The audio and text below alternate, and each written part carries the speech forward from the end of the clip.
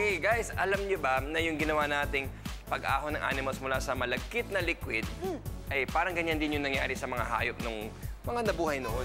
Pupunta tayo sa La Brea Tar Pits kung saan nahukay ang fossils ng animals na sinasabi ko. Fossils pala. Ang tanong, ilan na ang nahukay dyan? A. 3,500? B. 350,000? Or C. 3.5 million? Nasa Los Angeles ang Hollywood. Pero bukod sa mga movie stars, isa pang marami dito ay ang tar pits.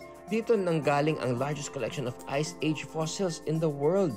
Nasa C, 3.5 million fossil specimens ang nahukay doon sa La Brea Tar Pits. Mula pa noong Ice Age na trap yung mga animals sa La Brea Tar Pits at na-preserve sa asfalto yung mga buto nila. Hindi yan ang largest tar pits, pero dyan maraming nakuhang fossils. Ang pinakamalaki ay ang Peach Lake na nasa bayan ng La Brea doon sa Trinidad at Tobago. Nasa 250 feet deep. At halos 10 million tons ng asfalto ang meron doon. Sobrang dami nakuhang fossils sa La Brea Tar Pits.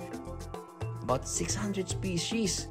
Merong fossils ng mammoth, saber-tooth, cats, mga snakes at pati giant sloths. May dinosaurs din po ba? Wala eh. Mga animals lang noong Ice Age era between 11,000 and 50,000 years ago ang nakuha sa La Brea Tar Pits.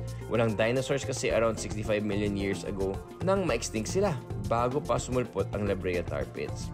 Ang tagal na pala.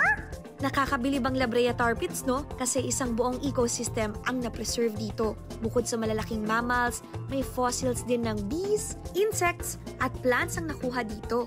Ang dami! Dahil sa mga insects na yan, nagkaka-idea ang mga scientists kung ano ang buhay at klima noong unang panahon. I believe! Alright, Ate Shaira, Mikmik, it's time na para batiin natin ang lahat ng ating mga I-Believers sa buong bansa.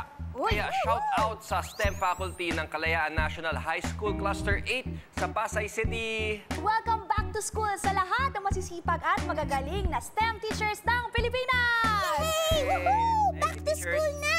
Oh yes! Remember, kung gusto niyong matuto, you know where to go!